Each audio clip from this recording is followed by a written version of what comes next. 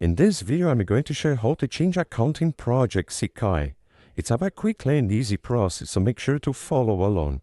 First, I will point out that this process works if you are using Android or iPhone, doesn't matter the device. So if you want to change your account in Project Sekai, first you need to open the app, and you will see at the top right corner this option. Click, and right here, you can see that you can delete your account or clear the cache, okay? If you want to change your account, first you need to save your account, okay, to not delete your account permanently. So first you need to save your account into the cloud, then you need to clear the cache of the game, okay, to change your account.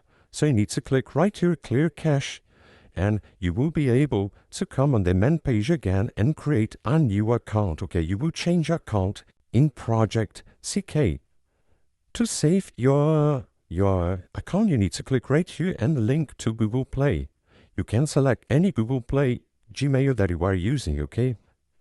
So after doing that, you need to clear the cache, and you will click right here, account transfer again, link to another Gmail account that it will make, that it will change your account in Project Sekai. I hope I help you on how to change account in Project Sekai. So if this video helped you in any way, hit the like button and subscribe to our channel to receive useful tips.